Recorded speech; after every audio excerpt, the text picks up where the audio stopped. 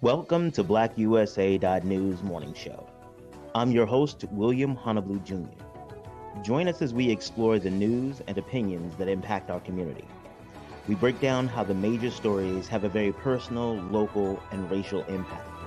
No topic is off limits, but even if the conversation gets rough, we're always going to keep it real.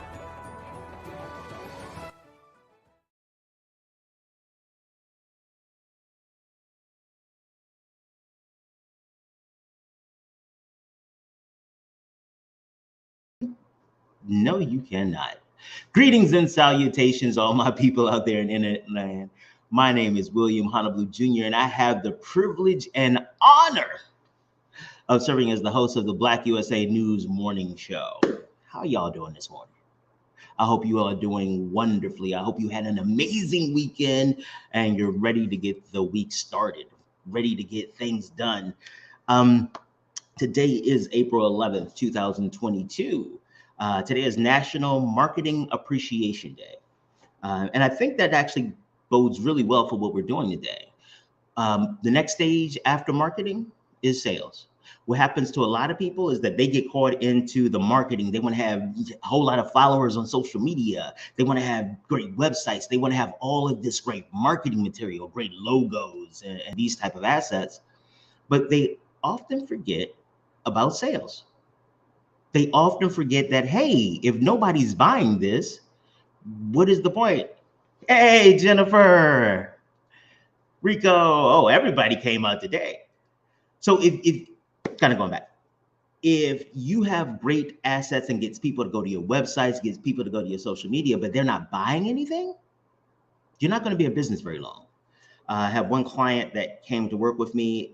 One of her issues was that she had 50,000 followers. 50,000, I think that was on Instagram, and like another 25 on Facebook. This is back in the day when they were separate.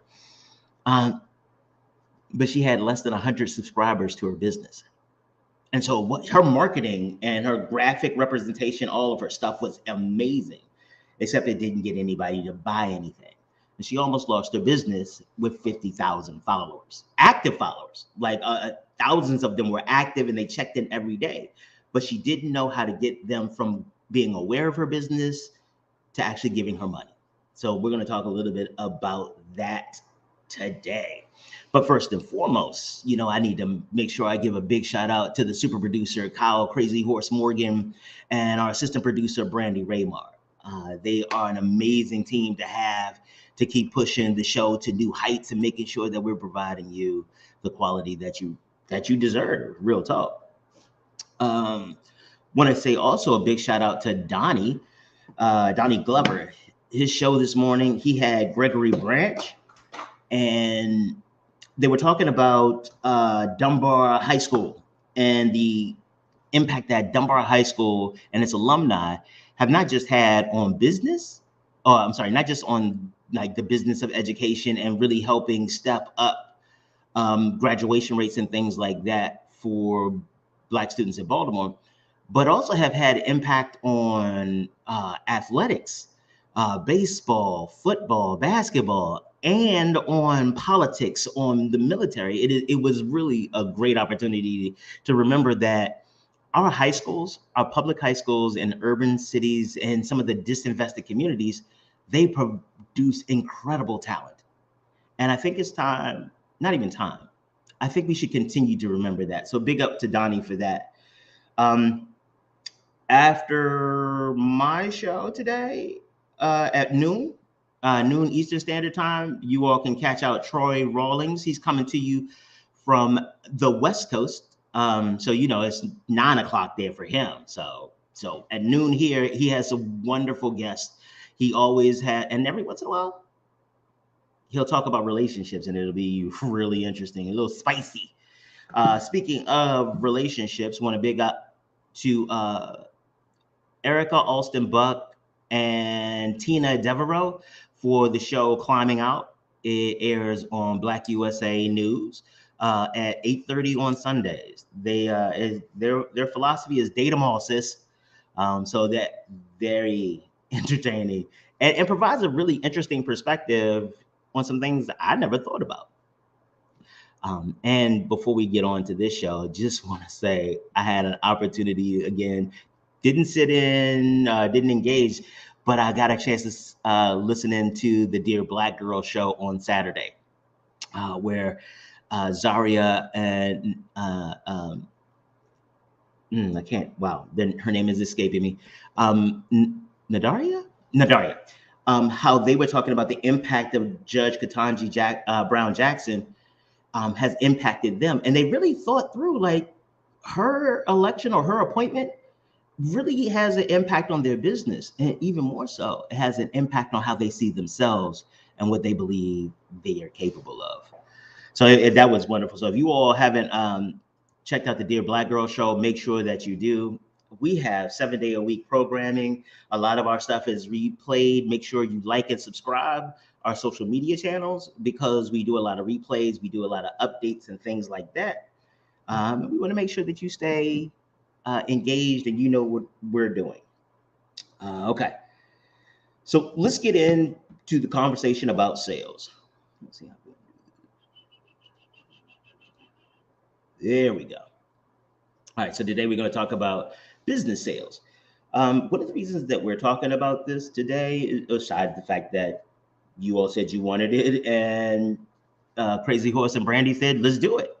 Aside from that, is that what I found is that there are a lot of entrepreneurs that come to my workshops that end up becoming clients, will use some of the resources on the Grinding Gang site, that they don't understand sales. What's more, sometimes it's not even about the understanding the intellectual part, it's that they are afraid. They don't know what to do. What do I do if they say this? Or how do I do this? And they're so concerned about what they don't know and that they don't make moves.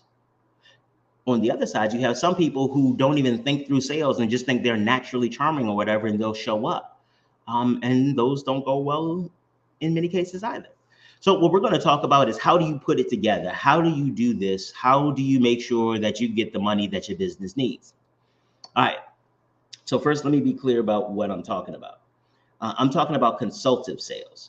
That's not like some of the other sales that you tend to think about. A lot of times we think about, those old stereotypes where you have somebody really pressuring you into like, you got to get this, you got to get this.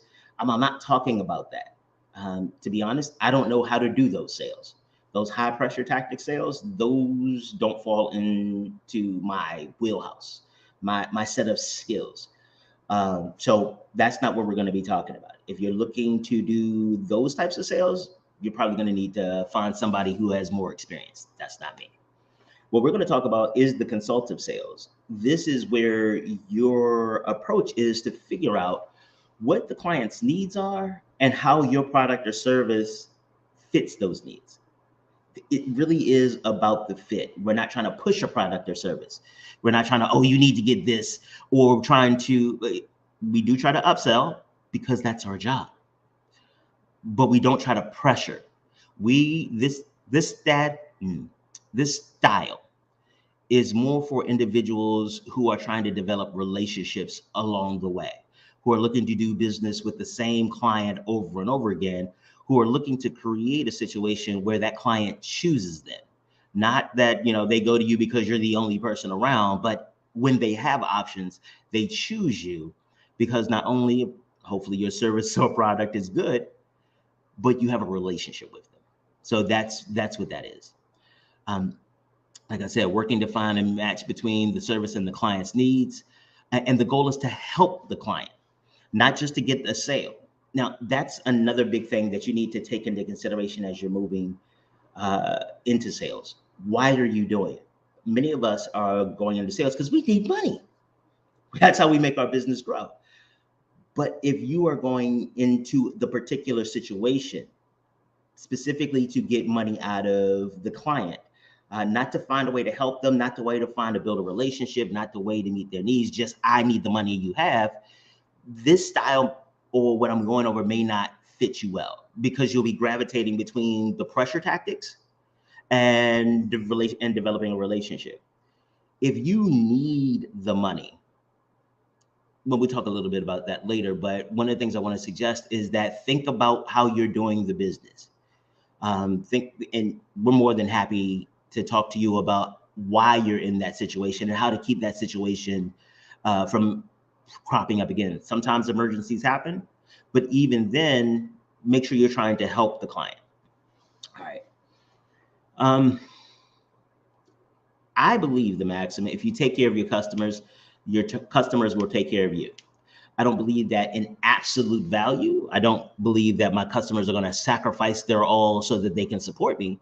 But I do believe that if I take care of them, all other things being equal, they will take care of me. Sometimes that's not true.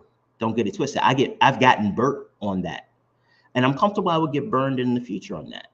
But I win more often than I lose, and the wins that I have are deep relationships that I can count on over time. So again, what is your goal in your sales process? All right. One of the first things that I need to get off here. All right, see this one of the first things that you need to take into consideration is your business mindset. Sorry. Your business mindset is important, which is going to be different than your sales mindset. And we'll talk about that in a little while. Your business mindset shapes how you engage everything. It really shapes how you draw and how you do your business and things like that. So one of the first things in your business, when you think about your mindset, is figuring out which is more important, mission or money. Now, the great place is that if we could have a situation where mission and money were equally important and equally impactful on the business, that would be awesome. But that's not always the case. Sometimes the questions between mission and money are as trivial as, do I do 2-ply toilet paper versus 1-ply toilet paper? And sometimes they're so significant as, do we even keep the business going? And that's not just a money issue. There are some people who say that if we can't do business in a way that fits our mission, no matter how much money we get, we don't want to do the business. That's a legitimate and valid perspective. But the thing is that that is a decision. You have to make sure that you are comfortable with that decision. There are some people who I've seen that have run their business out of business because they wouldn't change from their mission. I've actually even seen nonprofit founders kicked out of out of the organizations they founded because the mission had evolved beyond them. So as you are thinking your business through and why you're doing this, really think through what is more important, mission and money, and be comfortable that that decision can change. There are some days where, for me, that mission is important. I've walked away from clients because their mission didn't align with the direction that I want to go. But there are some days where I've done things that I'm not that proud of for money. So it's up to you. But it's great to think about these things before you are actually confronted.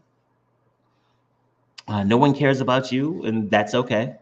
What I mean is that your clients come to you because you can meet their needs.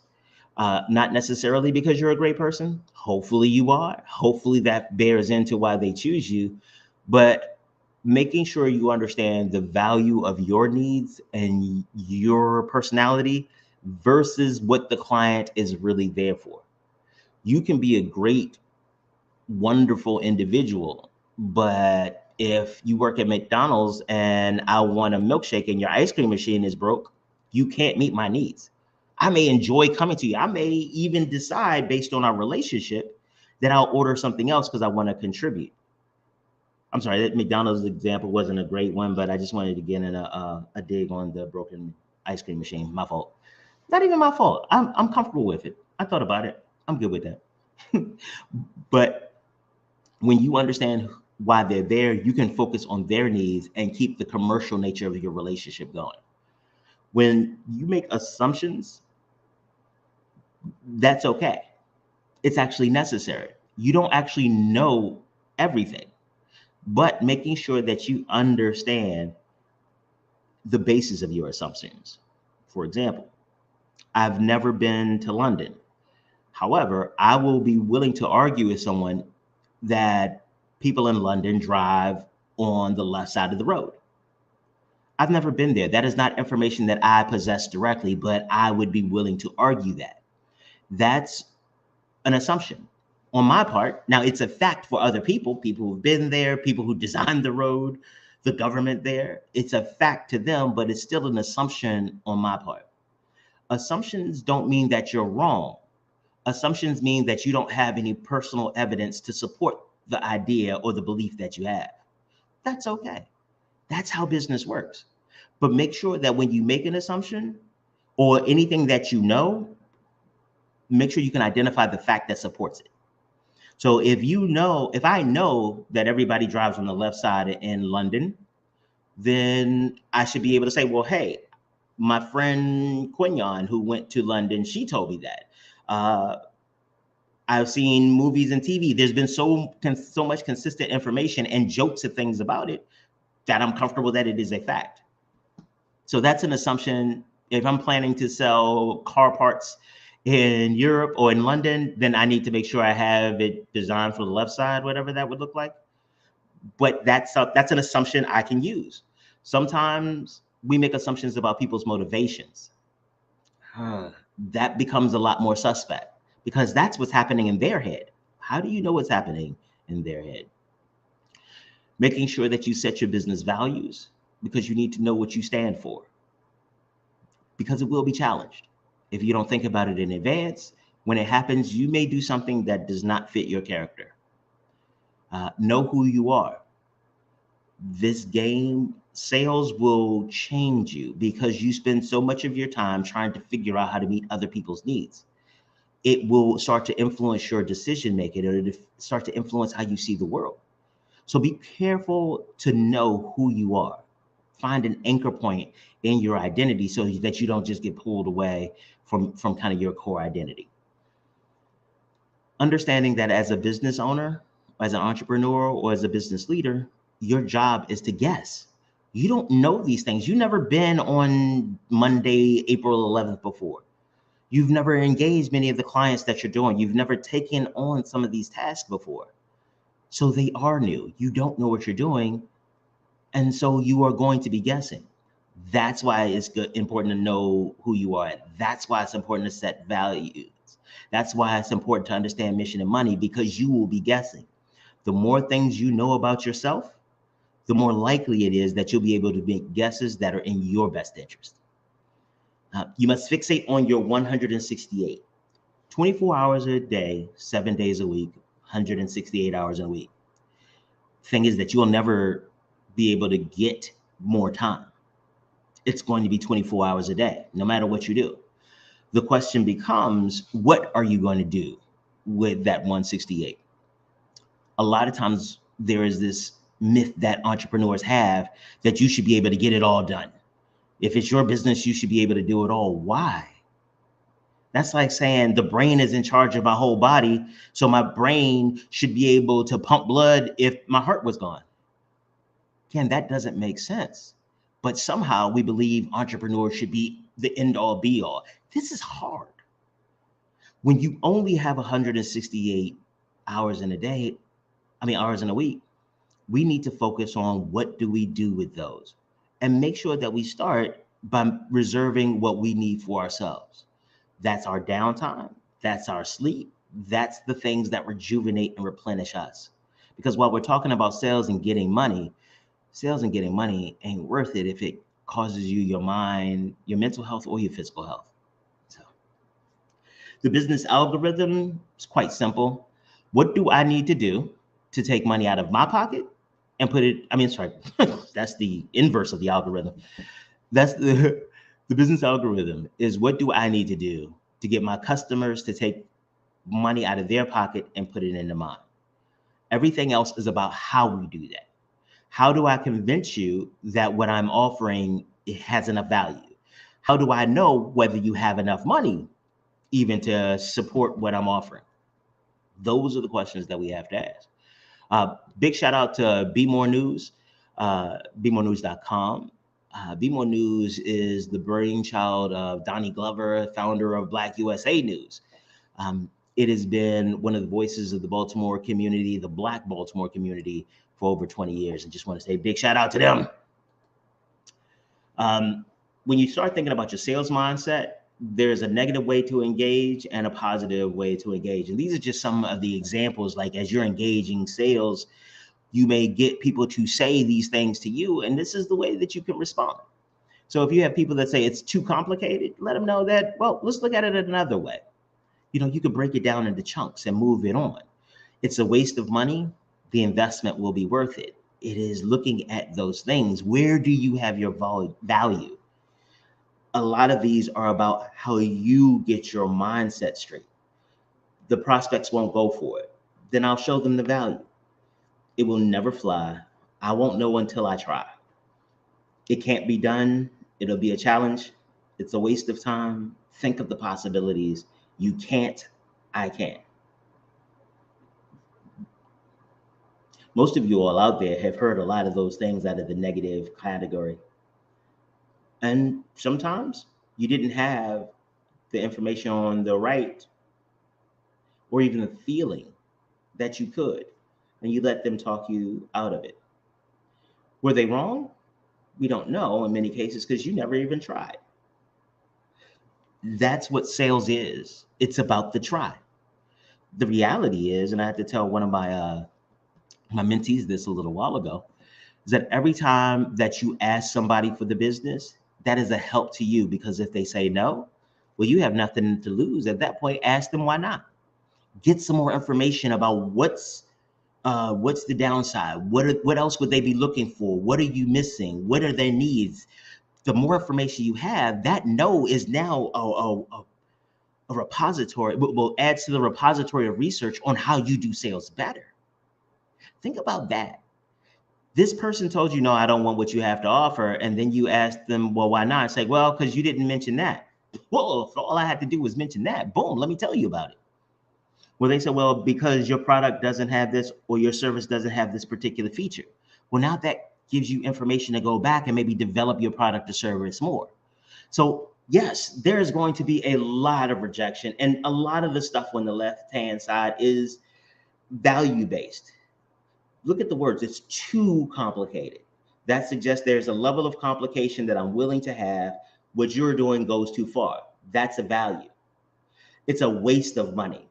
No, that's a value. Waste, you see how that waste, that word is very value laden, and that's not what you're talking about. School might be a waste of money. I've taken classes that I didn't learn a damn thing in, but I also learned that I don't need to take those type of classes again. What I also learned for some of them was that we can figure out what's going on there.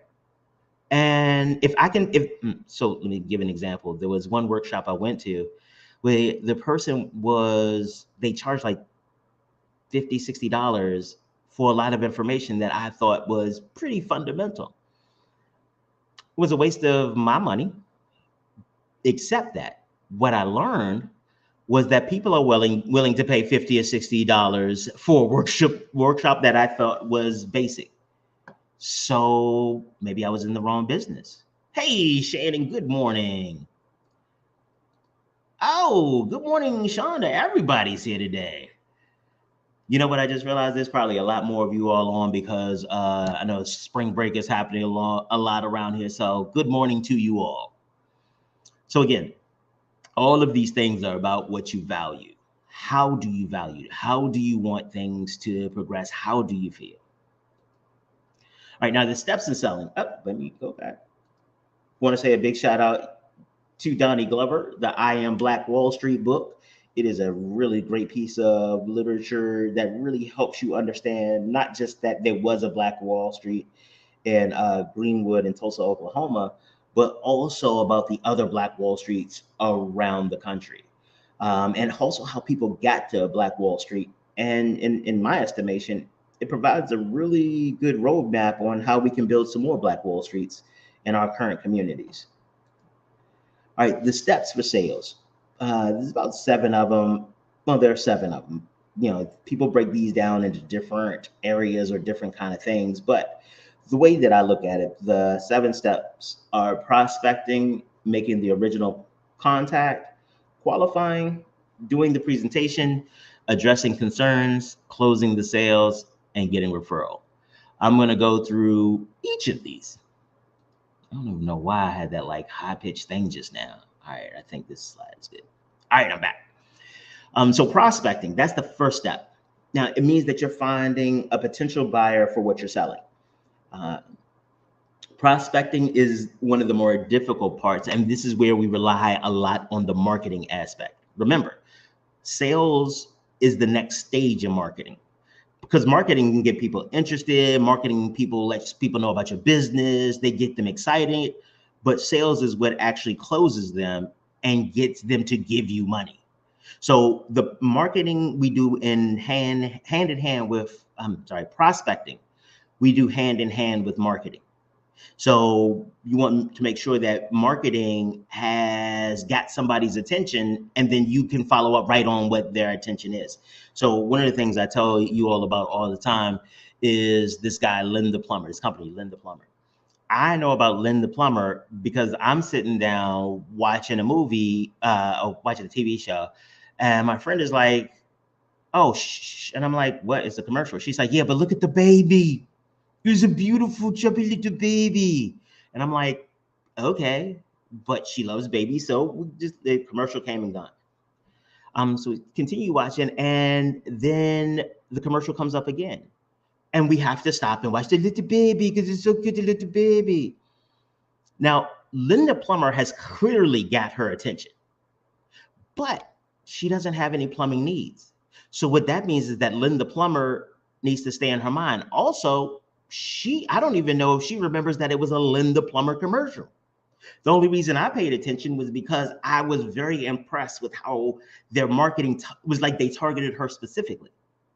So if they were able to get her attention, what were they able to do with that? So like I know Linda Plummer because I impressed with that whole marketing aspect, but I don't know if she would remember Linda Plummer when she has a plumbing need. Actually, I know for a fact when she had a plumbing need, she called me. And I have a plumber that I use, so I referred her to him. So Linda Plummer, that's a really great example because Linda Plummer got her attention, but wasn't able to keep it and then to sell her on their service. Great marketing, bad sales. All right. So finding the right buyer. Everybody is not your target customer. When I ask people, some of my clients, well, back in the day, I'm a lot better than this now, better than that now. But when I used to ask them, who's your target customer? And they would say, everybody is my customer. I would ask them for a larger retainer than other people because in my estimation, they weren't going to have money long. Because if you think everybody is your customer, that means you're just going to chase money wherever you see it. You're not going to build an enterprise. You'll just be hustling. And again, if that's what you want to do, that's cool. But I'm talking about consultative sales where we're building relationships. So the first step to the road of being a successful salesperson is the prospecting, is finding out who wants what you have. Why is it that your business fits their needs? And a lot of this has to do with you asking questions.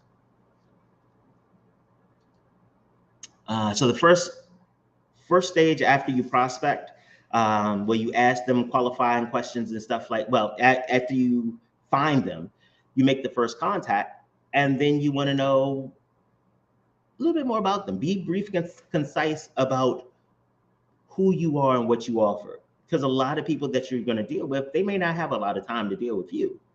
This is a decision that they need to make. They may need to make the decision very quickly. So they need you to be brief and concise, but always be prepared to go deep.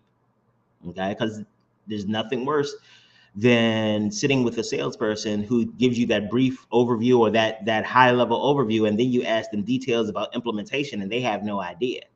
So now I have to rely on somebody else in your organization to pull it through. So be brief and concise. Build rapport with gatekeepers, especially when you're doing business to business sales. Sometimes there's a gatekeeper. In my life back in the day, my life was a young lady you all know, Michelle Holcomb. If I would tell people off the break, if Michelle didn't put you on the calendar, you don't get to talk to me. Like, I got to ask Michelle. Well, what about coming to this event? Got to ask Michelle. Because Michelle was responsible for keeping my life going. You know what? I just realized I forgot to do something. I'll take care later.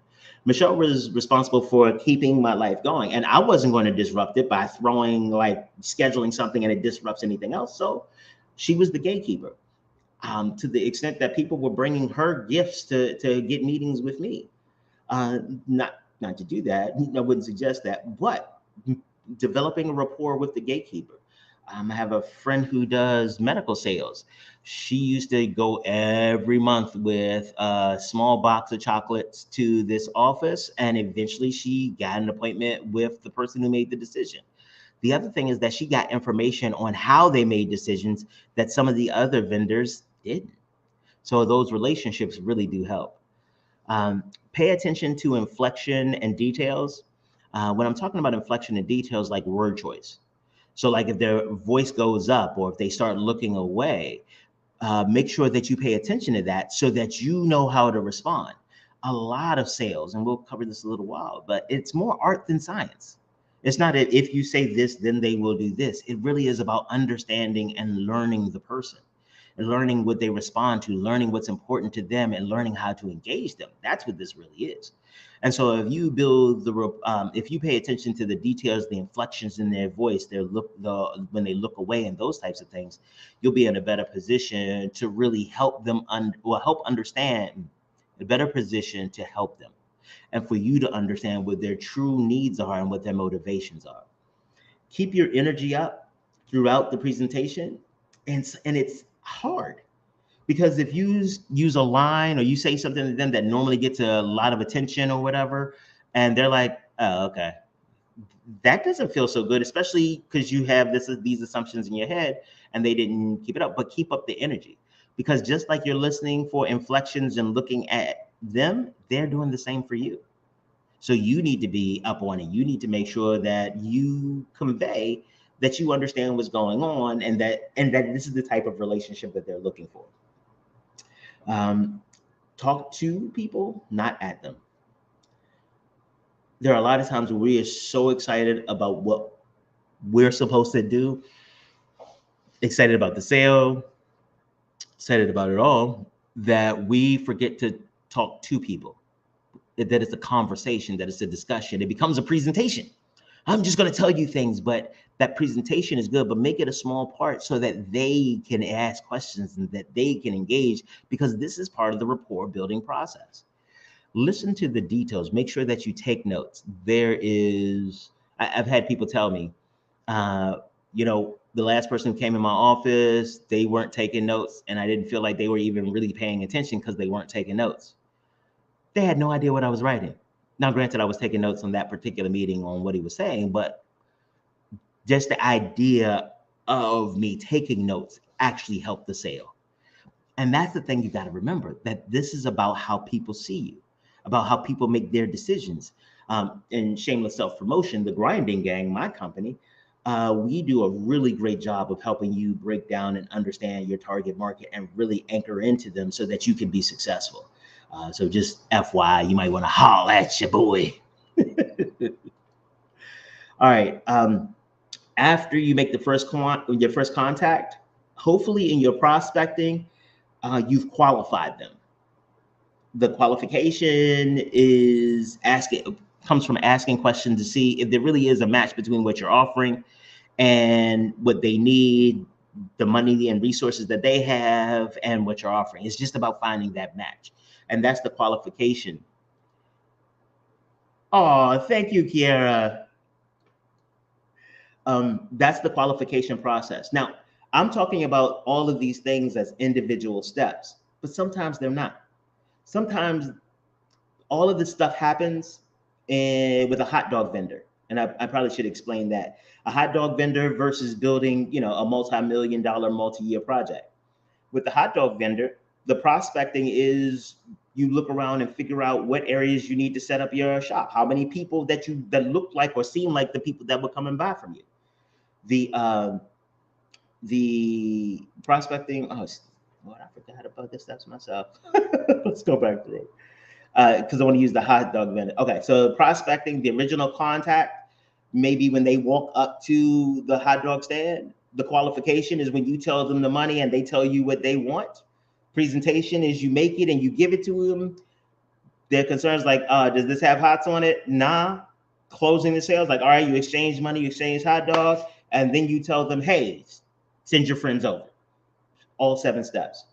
But at the same time, you have those 7 steps when you're building a multi-million dollar property. It's just that those 7 steps aren't like a 3-minute hot dog exchange. It's maybe like a 20-year building project and development project. But it's still those same steps, because at the end of the day, you have to find people who are willing to buy your service and who need it. You need to figure out, you need to have contact with them, because that's another thing that a lot of entrepreneurs don't realize. You got to have contact with people. A lot of us want to do business without actually having to. I do. I don't want to have to talk to a lot of people, especially putting yourself out there where they just like, no, you can't. I don't want what you offer. I don't want that for myself. That does not make me feel good about me. But it's part of the game. It is accomplished by asking the right questions. Also, make sure you go to Edible Arrangements. I'm trying to make sure that y'all still see my sponsors, because I saw Edible Arrangements. You know, that makes me happy. Grapefruit along with Candy Coating. And I want to go back and make sure we shout out STEM City USA, Dr. Tyrone Taborn and his staff over there, making sure that we're out in the metaverse. What's up to all my people in the metaverse? And also a big up to Fosterpreneur. Erica Myers of Fosterpreneur has done an amazing job of developing a program that really supports alumni of the foster care system amazingly and helps them develop their entrepreneurial gifts. Let me get out of here. Y'all can't see this. All right, qualifying 2. Qualifying opens the door. You answer the question, it answers the questions, why should I listen to you? Because the customer has no real reason to listen to you, do they? Like, why? Who are you and why do they care? So as you're qualifying, that's part of the first thing. Like, why do they care about you? And what can you get from them? What is that business? What is that business engagement? How can that benefit them? All right, it also creates interest, piques the client's interest and builds your credibility. Offers a win-win way to proceed. This is what happens while you're going through the qualifying process. And a lot of this is the conversation. We also have some workshops and in our business coaching at the Grinding Gang. We teach you how to have these conversations with your prospects. We do mentorship and training on how you move forward. What do you say with specific customers? We also help you work through understanding your target customer so that you can craft your engagement to really help them really help you pick up them as clients, and also them understanding what your value is. You're able to sell the value of your service during the qualifying process, and it gets the prospect to share their needs, beliefs, and goals. You also, one of the big parts of this is that you get an opportunity to identify the obstacles to accomplishing their goals. So a lot of prospects, they come to you because they need something done. Like, they have a need, they can't do it themselves, and they need you to do it. Well, you also need to figure out what the obstacle for them getting it done. If they say we don't have enough time, you might be able to do that. If they say they don't have enough money, you may be able to do that as well, because you might be able to get volume discounts, so you have different pricing models. But again, it really is about this conversation. In the qualifying process, this is where the real relationship gets built. Then you do the presentation. And again, the presentation, I say presentation, but it's not really a formal thing sometimes. Again, with the hot dog vendor, it is, here's the hot dog. Is this what you wanted? Yes. Congratulations, here it is. The biggest issue for people in sales, I mentioned this earlier, is fear. They get so scared that the people will reject them. They get scared that they haven't prepared enough. It's scared. It's how many times have we been taught as we grow up that it's bad to be wrong? That's one of the things that's happening. We are taking a lot of these lessons that we have learned throughout life, and we're bringing them with us to business, and they don't serve us. So that fear of rejection, that fear of being wrong, that fear of bullying, that fear of being humiliated, those fears are what keeps us from being successful in many cases. And Shannon is right. Imposter syndrome is a killer. It will mess up all of your business activities because you will be capable. You will probably actually, I've seen people who are more capable than the people who are killing it in their industry. They are less than, but they are having greater success. Why? Because they have an unreasonable sense of self. Do you want to see how powerful that is? Look at Donald Trump. I despise him as a whole human being. I despise him on a spiritual level. However, he is an incredible exemplar what unabashed confidence can do. You know, a lot of people said, I wish I had the confidence of a mediocre white man, Donald Trump. That lack of fear took him literally to the White House. So for you, as you are preparing for your business sales and things like that, make sure that you do your research. The more you feel comfortable with the information, the more you feel comfortable with what you know, the more likely it is that you can get over that fear. Practice your presentation with your network. Now, depends on who your network is. If they are people who understand the business, or if they understand the client. Some people just love to do this to play. But find somebody who is very similar to your target customer or to your prospect and have a conversation with them. Tell them what you did well. Tell them what you didn't do well. Also, real talk, make sure that you record your presentation or your interview when you role play or whatever. You record it and then play it back for yourself. Look at yourself. If you are not comfortable watching yourself, that might also be part of the problem. Because if you're not comfortable watching yourself do it, then you will always be thinking, I can't say always, but many times you may be thinking like, oh, what's wrong with me? Like thinking about what you look like because you're not comfortable with what you look like. But that's a separate issue. And while this is a Monday, it's not Mental Health Monday. Have a positive attitude. Because if you don't believe you're worth it, if you don't believe that your service or product is worth it, why would I believe? I've had people who they apologize. Well, you know, I know it would be better if our product had this, but it doesn't. And before they started saying the limitations on their product or their service, it was like, well, I mean, I was kind of into it, but now that you bring that up, I don't know. I don't know if I want that. But that's because they didn't have a positive attitude. Again, not suggesting that you lie to anybody, that you deceive them, but you let them know if you are great, if what you're offering is great, let them know, be proud of it, be excited about it. Why wouldn't you be? Think through some of the objections. This is where the practice and role play comes in, because many times we create businesses and services to meet needs, and we don't really think about some of the objections to those. So we're not prepared. And then we start thinking about the objections on the fly or going over them in our head while we're talking, and then we get nervous. Think about the objections beforehand. Think about your answers to the objections beforehand and be prepared. A lot of this is really about, again, your mindset, what's happening inside your head. Define and accept the worst thing that can happen. In most cases, the worst things that can happen is that you won't get the business. But here's the thing to remember. The business wasn't yours to begin with. You were trying to get the business. You were trying to convince the customer that they should do business with you. That's what you were doing. So that's a totally different way of behaving. That's a totally different set of circumstances, because it's not yours to begin with. You're trying to earn the business.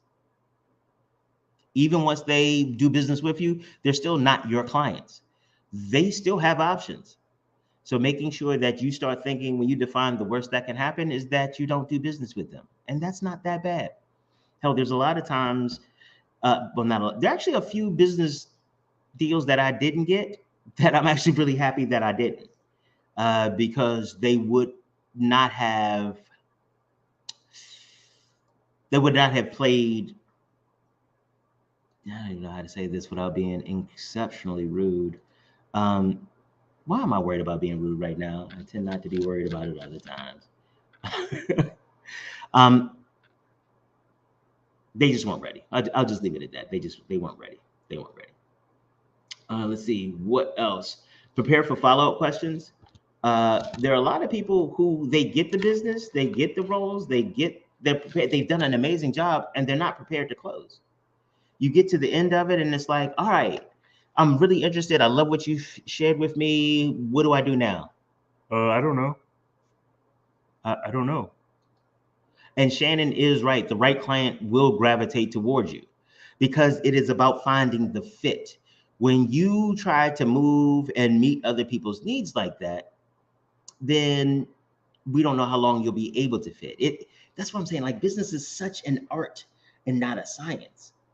So again, prepare for the follow-up questions and prepare for closing, because that's what you're here for. You're here to get the business. You're here to make the sale. And if you've done all that work and you're not prepared to close, did you really believe in yourself to begin with? When I figured, oh, you know what? I did it again. Darker than blue darker than blue grill. Make sure that you all go there. I tell you what, was it the cowboy prime rib? Yeah, make sure y'all go and take care of that. I still haven't had my burger, but I'm gonna get it. It's gonna be awesome. I'm gonna have some food. It's gonna be awesome. Did we talk about? Oh, we didn't even talk about the warrior lawyer, J. Wendell Gordon. They call him the warrior lawyer because he fights for his clients. Make sure you go out and Google J. Wendell Gordon. He'll put, if you have a criminal situation, he'll make sure that he takes good care of you.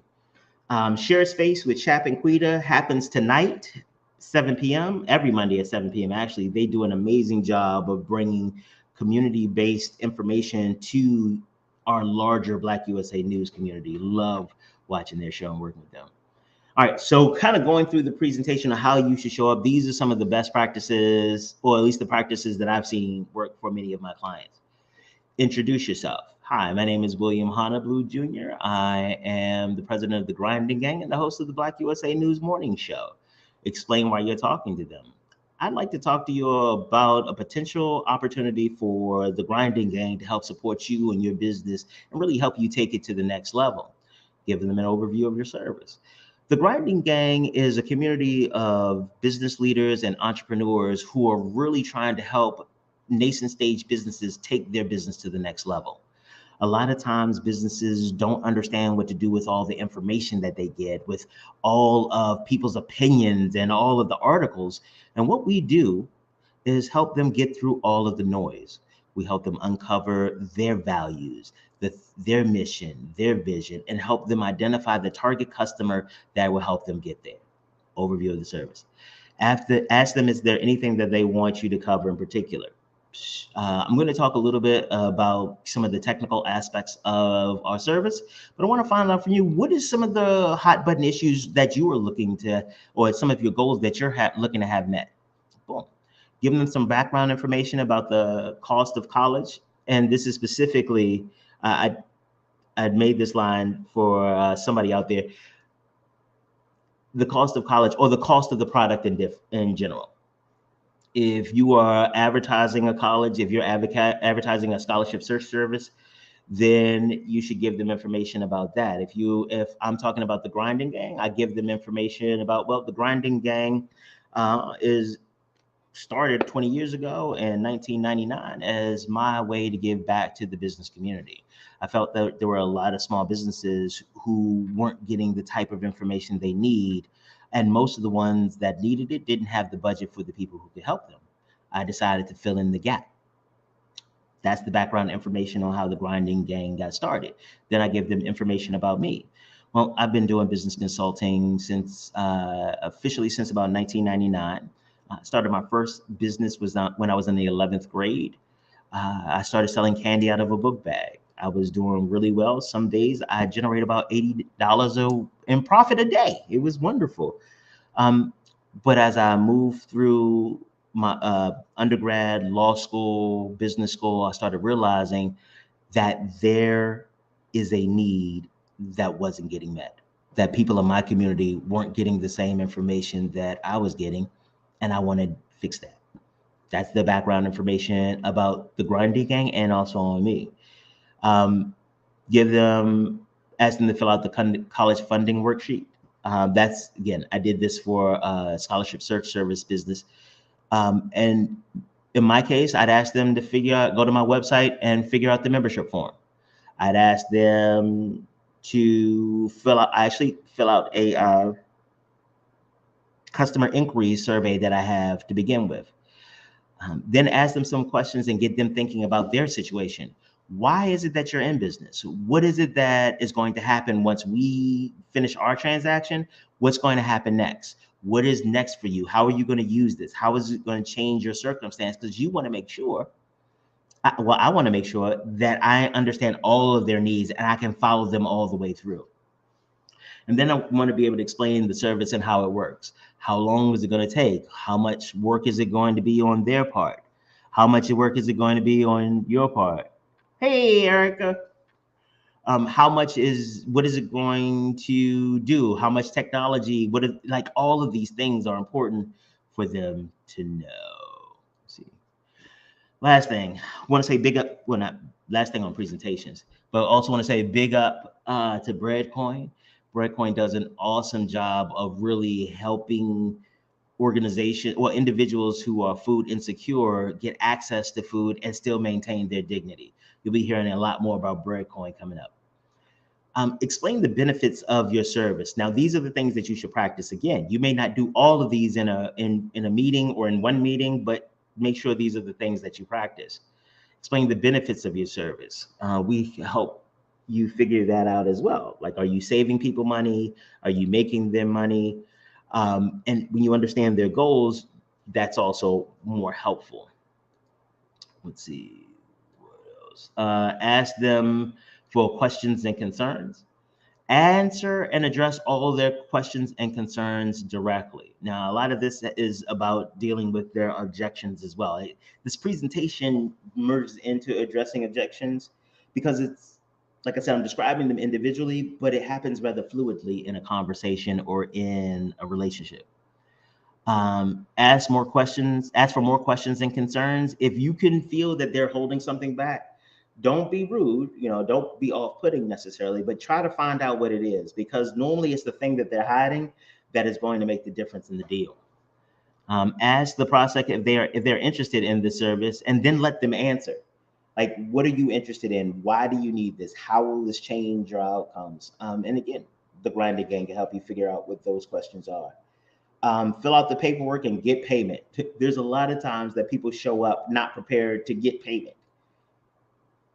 Now that we've given the presentation and we've qualified, and look, the grinding gang is sponsoring this slide. Let's think through closing. Closing occurs when you and the customer agree on the terms. This is how much it's going to be. This is how long it's going to be. This is when we're going to deliver. This is what it's going to look like. All of those, that's closing. And it's when the client agrees to pay you money. That is the biggest time. That's when you know you're in the closing section, when it's time to start talking about money. For a lot of entrepreneurs, you don't necessarily know how you came up with the prices in the first place. You're kind of making this up as you go along. The problem with making it up as you go along is that you're not able to explain you making it up as you go along. So work to figure out the details on how your costing goes, on how much money the client has, or what the other market indicators are, or how you could explain the value. That becomes really important when you're working through this. Please understand, I said loose, you could still lose the sale at this point. This is still something that can happen.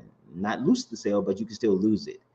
You may have gotten people excited and interested. Actually, we had Bianca from Brick Rose Exchange on Friday, and she talked about someone who gave her a call, talked about how the venue had let them down. And they were so excited, and how Bianca was going to save their situation to help them have the event, and then they didn't show up, didn't call either. So just because you've qualified them, just because you've all agreed on, you get to this point, make sure you get the money from them. Make sure that you get them to sign. One of the famous scenes in Jerry Maguire was he got the big, and I'm dating myself, I absolutely understand that, but he got the contract from the big athlete and got the agreement, but didn't sign a contract. And then they walked away. The other part is making sure that, again, it's more of an art than a science, and keep the customer calm and move at their pace, not yours, because it's their money you want. Referrals. Now, this is a place where a lot of business owners lose opportunity, a whole lot of opportunities. If you've done business with somebody and they're happy, let's ask them for other people you can make happy and who can give you money. Get them first to visualize who they can refer you to, like the faces of people, because what that does is it makes sure that they understand and close to those that you're going with. They're not just names on Facebook or something like that. Ask the customer to send the names to you while you're in their presence or while they're in your presence.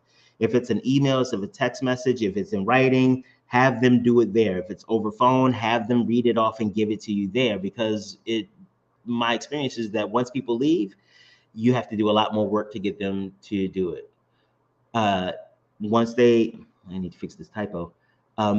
Once they give you a referral, ask qualifying questions about it. It's like, oh, so have they bought anything like this in the past? Do they do anything? Have they done business with businesses like mine? Do they have the money? Again, not to be intrusive, but to make sure that you're not going to waste their time. Ask for the email addresses and phone numbers so that you can have contact, and get them to make an electronic introduction if they can.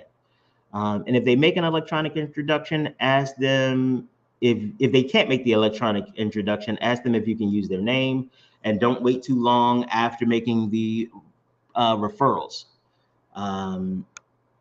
So yeah, that's what we're talking about sales today. That's what I have. Actually, that's not all I have.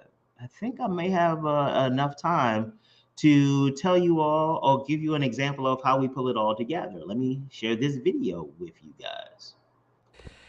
Okay, as you get ready to prepare to make the pitch, this is the time for you to practice. One of the ways that you can practice is by coming up with the alternative to your offering. So articulate what other options your potential customer may have that meet the wants that you have identified earlier. The alternative should also include doing nothing. A lot of times we look at our competition and we look at other alternatives, actual tangible things or services that they can get, but also realize that nothing is also an alternative. You have some people who need life-saving medicines, and like diabetic, they may need insulin to survive. But some of them still don't get it for a number of reasons. Sometimes it's cost, sometimes it's fear of the medication, sometimes it's a misunderstanding, but doing nothing is still an option for them. Now, once you understand that doing nothing is an option and you can run down all of the options that are available to them, you are in a much better position to position your business to meet their wants and also their needs. Articulate the reasons why the potential customer should select the alternative and how the alternatives meet their needs. Again, you are trying to look at this from their perspective. If it makes sense for them to use one of your competitors, really work that out. Why does it make sense? And then figure out what you can do to make your business or your offering make more sense. Be able to clearly explain the value that you add. Just being able to say, I can help you improve your business, or I can help you get more clients. Well, no, be able to be clear about it. I can help you get this many more clients. Together we can do this. We can save this much money. Give them as many details as you can. Make sure that you can deliver what you promise, but give them as many details as you can so they can make a truly informed decision. As you're preparing for the pitch, make sure you pull together your materials in a way that makes sense for the customer. You've done a lot of research on this potential customer. You understand how they think. You understand what they're looking for. You understand sometimes more about them than they understand about themselves. Make sure you lay that information out in a way that makes sense for them. There are some people that you need to start with price first, because they're waiting for the price and they're not listening to anything else that you say until you talk about price. Then you have some other people that want to know everything about it, the level of detail, how it works, the process or whatever. You need to make sure that you give them the presentation that makes sense for them. But again, it's about understanding who they are. Until you're writing your own checks, your opinion doesn't really matter now, does it? Make sure your ask is clear to the potential customer and the value proposition is one that they actually want. I've seen so many people not close sales because they didn't just ask for the business. What is it that you want? Do you want X number of shipments, or do you want to give them X hours of services for X amount of dollars? Make sure that you're very clear about the ask and all the things that the ask entails. The last thing is to make sure that you're prepared to adapt your materials, offer, and presentation to the customer's reasonable requests. And I cannot stress that this needs to be reasonable. A lot of times they say the customer is always right. That is not true. You need to make sure that you address your customer's needs, but if it doesn't work for your business, it doesn't work for the customer. You're not trying to bankrupt your business to make sure that the customer has what they need. You need to make sure that it's a win-win, it's beneficial to both parties.